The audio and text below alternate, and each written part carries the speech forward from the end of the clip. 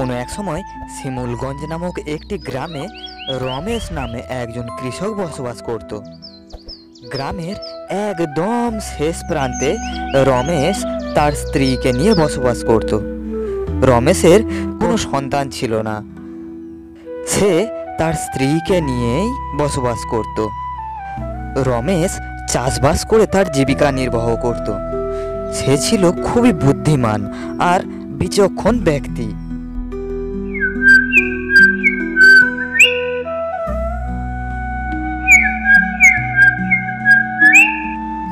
গিন্নি, আমার কাজে যাবার সময় হয়ে গেছে, আর তুমি এখনো রান্না শেষ করোনি। তাড়াতাড়ি রান্না শেষ করো আর আমাকে খেতে দাও, আমাকে যে কাজে যেতে হবে।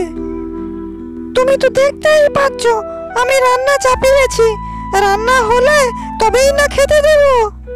সেসব তো ঠিকই আছে, কিন্তু তাড়াতাড়ি নাও, রান্না চাপাতে দেরি করলে দেরি তো হবেই। তুমি তাড়াতাড়ি নাও, আমার কাজে যেতে যে দেরি হয়ে যাবে। আমি দেরি কখন করলাম? বাড়ির সমস্ত কাজ সারবো তবেই না আমি রান্না বসাবো। এরপরে রমেশ খাওয়া দাওয়া সেরে তাদের একটিমাত্র গরুটিকে সঙ্গে নিয়ে মাঠের উদ্দেশ্যে রওনা দিল।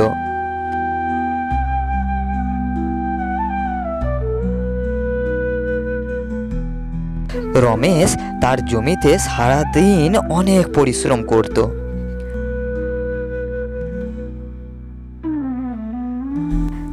আরে বিমলা, তুই এই পুকুর পাড়ে কি করছিস? হ্যাঁ রে, আমি এই পুকুর পাড়ে জল নিতে এসেছিলাম। যাকে একটা কথা তোকে বলতে একদম ভুলে গিয়েছিলাম, সামনের সপ্তাহে আমার বোনের বিয়ে। আরে সামনের সপ্তাহে বিয়ে, আর তুই আগে আমাকে বলিসনি? তোর এতদিনে মনে পড়লো আমার কথা? আচ্ছা, সে যাই হোক, আমি অবশ্যই যাব। তোর বোন মানে তো আমারও বোন।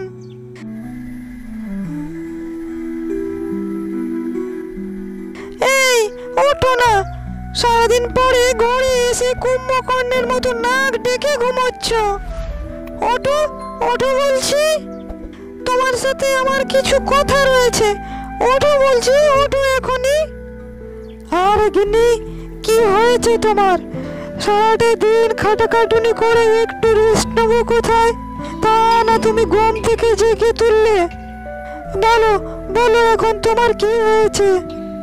কথাটা কি কাল সকালে না বললেই নয়? আরে সারাদিন তো তুমি বাইরে থাকো, আর ঘরে এলেই পড়ে পড়ে ঘুম দেওয়া। আমার একমাত্র বান্ধবী বিমলা, তার ছোট বোনের বিয়ে।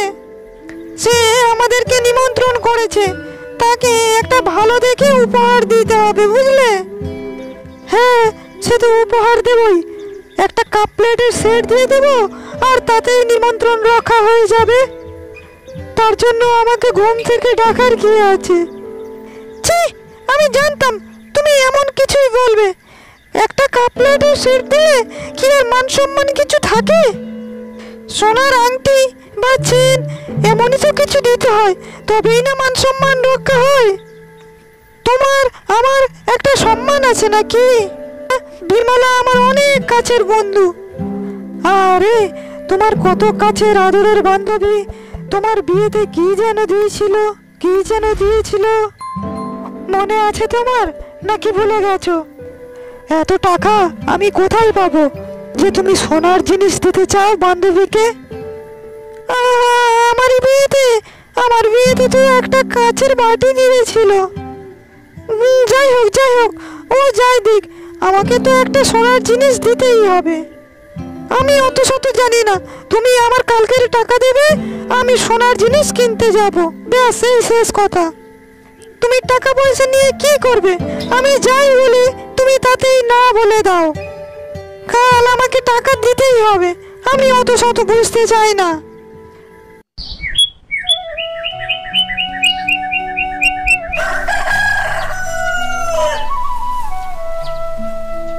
গিন্নি, আমি কাজে চললাম, তুমি নিজের খেয়াল রেখো, আমি আসি। কাজে যাচ্ছি মানে? আমি রাতে যা বললাম ভুলে গেছো নাকি? আমাকে এক্ষুনি টাকা দাও। আমি আজই সোনার দোকানে যাব। আজই আমি সোনার দোকানে যাব সোনা কিনতে। আমাকে টাকা দিয়ে তবে তুমি কাজে যাও। আমাকে টাকা দিয়ে যাও বলছি। গিন্নি, তুমি বোঝার চেষ্টা করো। যেখানে অল্প খরচা করলে সমাধান হয়ে যায়, সেখানে তুমি এত কেন খরচা করবে বেশি? টাকা আমাদের ভবিষ্যতের জন্য সঞ্চয় করে রাখতে হয়। আমি তো কোটিপতি নই, এটা তোমার বোঝার দরকার রয়েছে। নিজেদের অসময়ে দুর্দিনের জন্য কিছু অর্থ সঞ্চয় করে রাখতে হয় গিন্নি, এটা খুবই দরকার। অকারণে টাকা উড়িও না গিন্নি, এটা আমার অনেক কষ্টের উপার্জন। তুমি যদি আর একটা কথা বলেছ, আমি আর থাকবো না তোমার সংসারে। আমি বাপের বাড়ি চলে যাব। তুমি থাকবে তোমার সংসার আর টাকা পয়সা নিয়ে। আমি অত শত বুঝি না, আমাকে তুমি টাকা দাও। আচ্ছা আচ্ছা বউ, অত রাগ করে না। এই নাও টাকা নাও।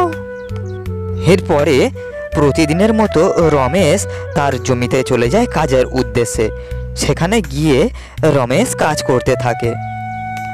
কি রে রমেশ, আমার থেকে জমি কিনে চাষবাস করে তাতে বেশ ভালো টাকা পয়সা তো রোজগার হচ্ছে। শোন, আমার কথা মন দিয়ে শোন। আমি তোর কাছে জমি বিক্রি করেছি, কিন্তু কোনো ফসল আমি তোকে বিক্রি করিনি। তাহলে এই জমিতে যে ফসল হবে তার মধ্যে অর্ধেক ফসল আমাকে ভাগ দিতে হবে, কারণ ওই জমির মালিকটা আমিই ছিলাম। বোঝা গেছে?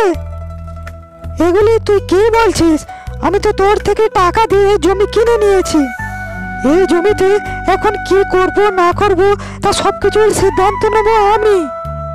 আর যা ফসল ফলবে তার একমাত্র ভাগীদার আমি। তুই কি বলছিস আমি কিছুই বুঝতে পারছি না। জমিতে তুই যে ফসল উৎপাদন করবি তার অর্ধেক আমাকে দিতে হবে। ও, এই ব্যাপার। এই ফসলের অর্ধেক ভাগ আমি তোকে দিতে রাজি। তার আগে এই জমির মালিক তো এখন আমি। এই জমির এখন মালিক তো আমি। তাহলে এই জমির অর্ধেক ভাড়া তুই আমাকে দিস, তাহলে আমি আমার ফসলের অর্ধেক ভাগ আমি তোকে দিয়ে দেব। ঠিক আছে? তাহলে এখন দে, জমির ভাড়াটা এখন অর্ধেক আমাকে তুই দে। এরপরে ফসলের অর্ধেক আমি তোকে দেব। বেটা তো ভীষণ চালাক। এইভাবে রমেশ তার বুদ্ধি আর চালাকির দ্বারা গ্রামের আর সকল লোকেদের মধ্যে যে সমস্ত গন্ডগোল বিরোধ থাকতো সেগুলো সে মিটিয়ে দিত।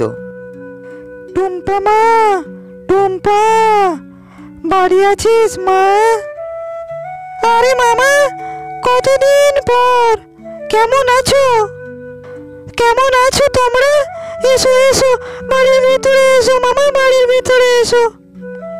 মামা, অনেকদিন পরে এলে, বলো তোমাদের জন্য কি খাবার রান্না করব? আরে ভাই, তুই তো অনেকদিন পরে এলি, বল বল তুই খেতে চাস? তোরা যা বলবি আজ আমি তাই রান্না করব। বল ভাই বল, কি খেতে চাস? আরে মা, বস, তোর সাথে আমার কিছু কথা রয়েছে।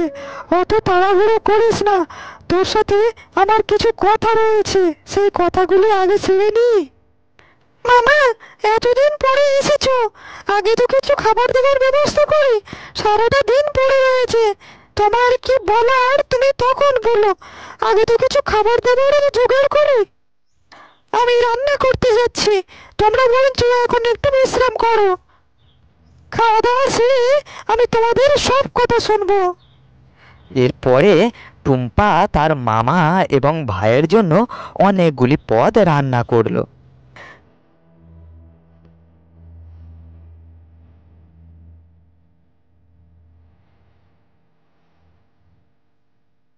মামা, এইবারে বলো, তোমার এত কি দরকারি কথা রয়েছে, বলে ফেলো এইবারে। মা রে, তুই তো জানিস আমার অবস্থা কতটা খারাপ। তার উপরে তোর ভাই এখন বিদেশ যাবে লেখাপড়া করতে। তা অনেকগুলো টাকার দরকার। আমি কিছু টাকা জোগাড় করেছি, কিন্তু এখনো আমি সব টাকা জোগাড় করে উঠতে পারিনি। তাই আমি তোর কাছে এলাম। তুই যদি একটা ব্যবস্থা করে দিতে পারিস মা, তাহলে খুব ভালো হয়। তুই একবার জামাইকে বলে করে দেখ না মা। আমি যত তাড়াতাড়ি পারবো তোর সমস্ত টাকা পরিশোধ করে দেব। ছি ছি মামা, তোমরা এমন ভাবে বলছো কেন? তোমরা কি অপর কেউ? তোমরা তো আমার নিজেরই লোক। এই সামান্য ব্যাপারের জন্য তুমি এত সংকট বোধ করছো? আমি আজই তোমার টাকার ব্যবস্থা করছি। তোমার জামাই কাজে থেকে ফিরুক, তোমার একদম চিন্তা করবার দরকার নেই। তুমি একদম চিন্তা করো না মামা, আমি যাই হোক একটা ব্যবস্থা করব। দিদি, আমি বিদেশে গিয়ে তোমার জন্য একটা আইফোন পাঠাবো, আইফোন। দূর বোকা ছেলে, আমার জন্য কোনো তোর ফোন টোন পাঠাতে হবে না, আমি এমনি দিব্যি রয়েছি। তুই বিদেশ গিয়ে লেখাপড়া শিখে বড় হলে সেটাই অনেক। আজকে আমার গিন্নি আমার জন্য কত কিছু রান্না করেছে, আমার পেট মন দুটোই ভরে গেছে। আজকের সূর্য কোন দিকে উঠলো? তোমার জন্য এত কিছু রান্না করতে আমার বয়ে গেছে। আজ আমার মামা এসেছিল, আমি তাদের জন্যই রান্না করেছি। ও তাই বলো, তোমার মামা এসেছিল? তা আবার নতুন কি উদ্দেশ্যে এসেছে শুনি? উনি তো আবার প্রয়োজন ছাড়া আসেন না। দূর, বিপদের কথা বলো না তো। আত্মীয়ের বাড়ি আসবে, এটা আবার নতুন কি? তাছাড়া বিপদে পড়লে যদি আত্মীয়রা না দেখে, তাহলে পাশে দাঁড়াবে কে? কে তাদের দেখবে? শোনো না, মামাতো ভাইটা বিদেশে লেখাপড়া করতে যাবে। মামার 2 লক্ষ টাকা কম হচ্ছে, তুমি দয়া করে দিয়ে দাও না। মামা আবার কিছুদিনের ভিতরে পরিশোধ করে দেবে তোমাকে। দিয়ে দাও না। গিন্নি, তোমার কথা শুনে মনে হলো ওটা 2 লক্ষ টাকা নয়, গাছের 2টি ফল। আমি পারলাম আজ টুক করে দিয়ে দিলাম। তোমার মামা এর আগে আরো কতবার কত টাকা নিয়েছে তোমার মনে আছে কি? আগে যতবার টাকা নিয়েছে তার একটু টাকা কি ফেরত দিয়েছে? দেয়নি তো। এর উপরে আবার টাকা চাইছে। এমনটা তুমি করো না গিন্নি। আমি অনেক কষ্ট করে পরিশ্রম করে যেটুকু অর্থ সঞ্চয় করছি, তা আমাদের নিজেদের ভবিষ্যতের জন্য। অত টাকা আমি দিতে পারবো না গিন্নি, আমার কাছে এখন অত টাকা নেই। আমি জানতাম, আমি জানতাম তুমি এমনটাই বলবে। তো ভালোই লাগে না। আমি তো আমাদের ভবিষ্যতের কথা চিন্তা করে টাকা সঞ্চয় করছি, আর তুমি অকারণে সেগুলোকে নষ্ট করছো। চলো চলো, কে নেবে, চলো। কেন আমাকে তুমি ভুল বুঝছো? আমি আমাদের ভবিষ্যতের জন্যই এত সঞ্চয় করি। আমাদের যে সন্তান আসছে তারও তো লেখাপড়া শেখা, খাওয়া দাওয়ার জন্য অনেক পয়সা খরচা হবে। আমি এত সকল ভেবে কিছু পয়সা সঞ্চয় করতে চাই। আমি টাকাগুলো সঞ্চয় করছি তোমার জন্য, আমাদের পরিবারের জন্য গিন্নি। এমন ভাবে তুমি যাকে তাকে যখন খুশি টাকা দিয়ে দিতে থাকলে আমাদের সব কিছু শেষ হয়ে যাবে গিন্নি। তুমি একটু বোঝার চেষ্টা করো। আমি তোমার কোনো কথা শুনতে চাই না, তুমি চলে যাও এখান থেকে। গিন্নি, তুমি সারা রাত কিছু খাওনি, চলো। আমার এমনিতেই দেরি হয়ে গেছে, তোমাকে কিছু খাইয়ে দিয়ে তবেই আমি মাঠেতে যাব। আমি কাল রাতেই বলেছি, তুমি যদি আমার মামাকে 2 লক্ষ টাকা না দাও তাহলে আমি খাওয়া দাওয়া বন্ধ করে দেব। গিন্নি, এগুলো কি ধরনের পাগলামি? আমি কিচ্ছু বুঝতে চাই না, আমি চলে যাব এই সংসার থেকে। এই সংসারে আমি আর থাকবো না। হ্যাঁ ভগবান, আমার বউটা এত বোকা, তাই ওকে ঠকিয়ে যখন তখন যে সে টাকা পয়সা চেয়ে নেয়। আর এইভাবে টাকা পয়সা নষ্ট করতে থাকলে একদিন আমি নিঃস্ব হয়ে যাব। যাই হোক, আমার নিজেকে কিছু করতে হবে। এরপরে রমেশ দৌড়ে বাড়িতে যায় আর সেখানে অসুস্থ হওয়ার ভান করে সে শুয়ে পড়ে। এই সমস্ত ঘটনা দেখে টুম্পা ভীষণ ভয় পেয়ে যায়। দাদা, তোমার বন্ধু সুস্থ হয়ে যাবে তো দাদা? ওকে যে কোনো প্রকারে সুস্থ করে তুলতেই হবে। সকালবেলা তো দিব্যি মাঠে কাজে গেল, আর কি হলো যে হঠাৎ? বলো না ভাই, তাড়াতাড়ি সুস্থ হয়ে যাবে তো? আরে বৌদি, তুমি চিন্তা করো না, ঠিক সুস্থ হয়ে যাবে। আমি আমার বন্ধুকে চিনি তো, ও অজ্ঞান হয়ে গেছে, এর পেছনে নিশ্চয়ই কোনো না কোনো কারণ রয়েছে। তুমি একদম চিন্তা করো না, আমি ওকে নিশ্চয়ই সুস্থ করে তুলবো। তবে বৌদি, ওকে শহরের বড় হাসপাতালে নিয়ে যেতে হবে চিকিৎসার জন্য, আর তার জন্য কিছু পয়সার দরকার। হ্যাঁ, প্রায় 2 লক্ষ টাকার দরকার রয়েছে। তুমি তাড়াতাড়ি ওই টাকাটা জোগাড় করো, তাহলে আমি ওকে শহরের বড় হাসপাতালে নিয়ে যাব আর সেখানে চিকিৎসা করাবো। ও নিশ্চয়ই সুস্থ হয়ে উঠবে বৌদি, তুমি একদম চিন্তা করো না। আমি টাকা জোগাড় করছি ভাই, আমি জোগাড় করছি। যে কোনো প্রকারেই আমাকে টাকা জোগাড় করতেই হবে, ওনাকে যে সুস্থ করে তুলতেই হবে। আরে কাঁদবেন না বৌদি, কাঁদবেন না। রমেশ এত সহজে মরবে না, আমি ওকে ঠিক সুস্থ করে তুলব। তুমি শুধু টাকাটা জোগাড় করো।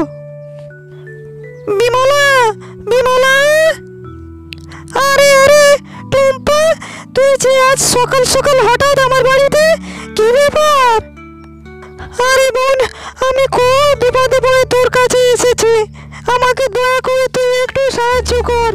তোর দাদার ভীষণ শরীর খারাপ, আর আমার খুব পয়সার দরকার।